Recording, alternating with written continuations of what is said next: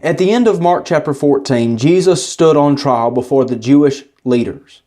But they did not have the authority to put Jesus' death of their own accord. So they had to go to the Roman official, Pilate.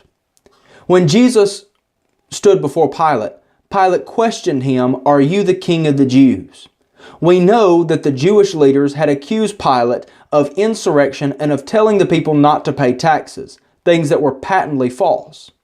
And so Pilate asks, "Are you the king of the Jews?" Jesus says, "You have said so," which I take to be an admission to the truth of what Pilate was saying, except for the fact that Pilate did not understand the meaning behind those very words. Jesus was the king of the Jews, but not in the political sense that Pilate was afraid of. The interesting thing to me, the ironic thing perhaps, is that the Jews rejected Jesus because he refused to be their political Messiah.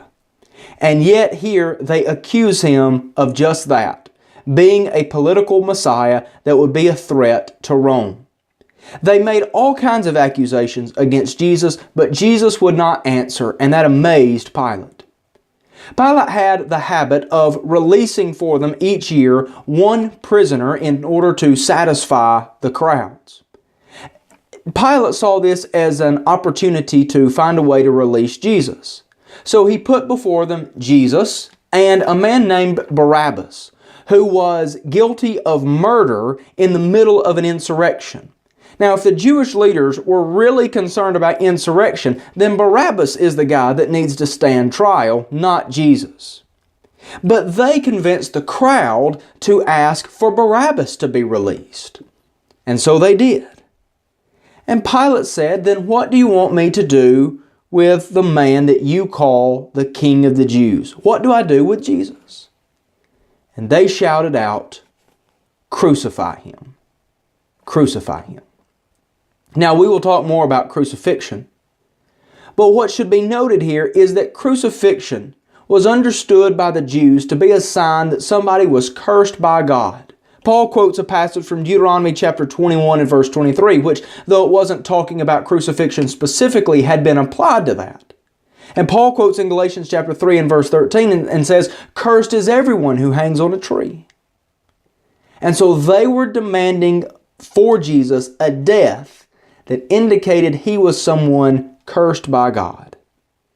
Pilate, wishing to satisfy the crowd, had Jesus scourged first, which meant he was beaten with a whip with leather straps with pieces of bone or lead in them in order to tear the flesh away, and then sent him away to be crucified. Now, as we look at the crucifixion of Jesus, Mark does not focus on the gory details of the cross. Though we know that the suffering and the pain and the gruesomeness would have been immense, Mark doesn't focus on that. What he focuses on is who this is. Who is this that's dying on the cross? And why is he dying on the cross? And for that, we go back to the earlier chapters of Mark, where Jesus said that he was the Son of Man, where Peter confessed him to be the Christ, and where Jesus said that he came not to be served, but to serve, and to give his life as a ransom for many.